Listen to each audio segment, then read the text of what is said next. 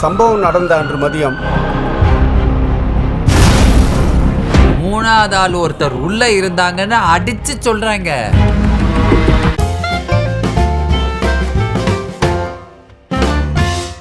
நீ ஃபிலிமாலயா நேயர்களுக்கு வணக்கம். நான் உங்கள் பத்திரிகையாளர் RS கார்த்திக். என் அருகில் வழக்கம் போலவே நம்ம நீ ஃபிலிமாலயாவின் ஓனர் திரு சித்ராமணி அவர்கள். என்னன்னா இன்னைக்கு பார்க்க போற படம் ஜாலி பார்க். டைட்டில் அது என்னவோ பார்க்கு தான், ஜாலி பார்க் அப்படின்னாலும் அண்ணன் உட்காந்துட்டாரு என் கூட. ஆனா படம் பேருக்கேத்த ஜாலி தான். உண்மையா ஒரு ஒரு ஒரு வித்தியாசமா இருந்தது. பேய் படங்கள்ல ஹாரர் த்ரில்லர் மூவில ஒரு வித்தியாசமான படம். அது மேக்கிங் தெரியுமா? அது ராகவா லாரன்ஸ் அவர் டிரைவரா இருந்தார்.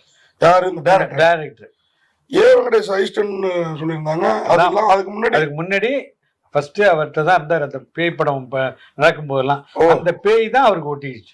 ஓ, அந்த பேய் தான் இவரோட ஒட்டிக்கிச்சா? Okay okay okay. அதான் கொஞ்சம் மேக்கிங்லாம் நல்லா இருந்தது. Okay okay okay okay. ஏன்னா பேய் படம்னா 2 பேர் தானே. ஆமா.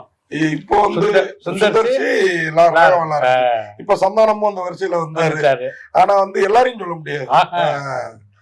இதுல வந்து இந்த டைரக்டர் உண்மையா விஷயாதீங்க, நல்லா பண்ணியிருந்தாரு. கதையை ஒரு வரியில சொல்றேன்னா சொல்லுங்க. அந்த ஜாலி பார்க்குள்ளார மறுநாள் காலைல கல்யாணம் பண்ணிக்கலாம், திருட்டு கல்யாணம், ஓடி வந்து கல்யாணம் பண்ணிக்கலாம்னு 2 ஜோடி யாருக்கும் தெரியாம பதுங்குது ஒரு மரத்து புதர்ல.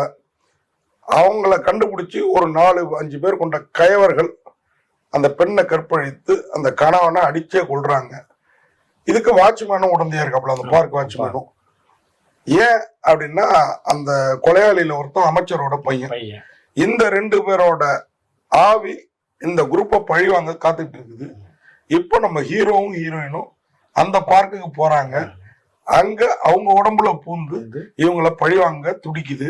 அதுல அமைச்சர் பையன் மட்டும் தப்பிச்சிடறான். அமைச்சர் பையன் எப்படி இறுதியில செத்தானா இல்லையா, கொன்றது அந்த ஆவியா இல்ல அவனுக்கு காவலுக்கு போனா ஆய்வாளரா, டிஎஸ்பி அந்த ஏரியாவுக்கு காவியா, ஆமா காக்கியா அவங்கதான்.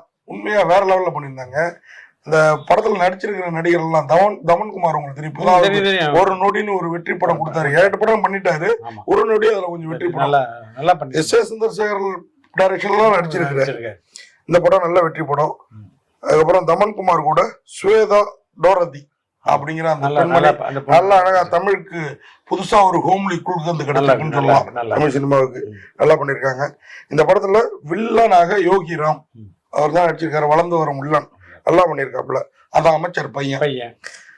தயாரிப்பாளரே பெண்ணின் தந்தையா, ஹீரோயினோட தந்தையா நடராஜ், லயன் நடராஜ் நடிச்சிருக்காரு. ஒரு கேரக்டர் ஆர்டிஸ்டோட சம்பளத்தை மிச்சம் பிடிச்சி அவர் நடிச்சிட்டாரு. அவருக்கு பப்ளிசிட்டியும் தேடிட்டாரு.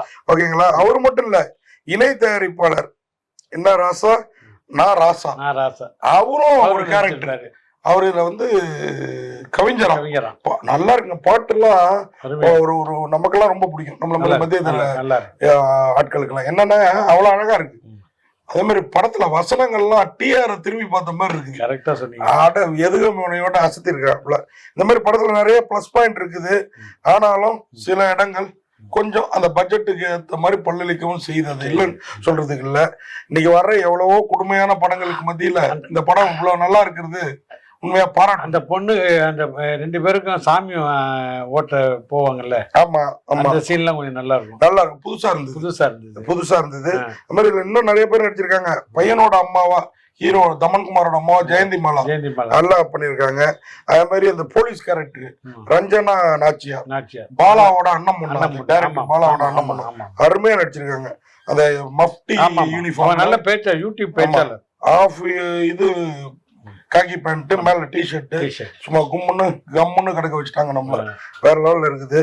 நிமாரே, சுரேந்தர், விஜித் சரவணன், கராத்தே ராஜா கூட இருக்காரு படத்துல. எல்லாரும் இருக்காங்க.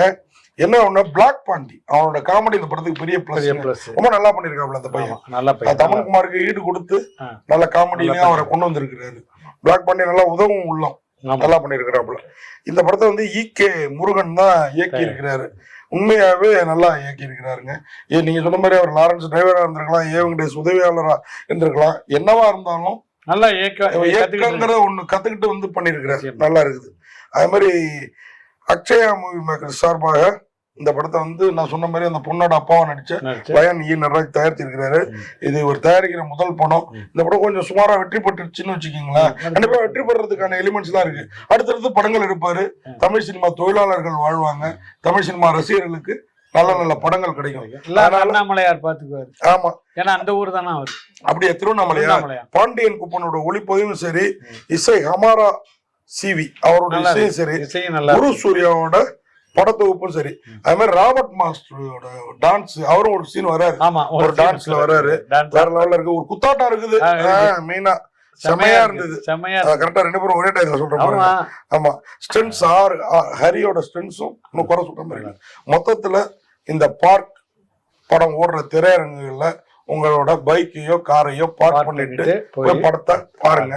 நன்றி, வணக்கம். இந்த வீடியோ உங்களுக்கு பிடிச்சிருந்தா லைக் பண்ணுங்க, கமெண்ட் பண்ணுங்க, ஷேர் பண்ணுங்க, சப்ஸ்கிரைப் பண்ணுங்க.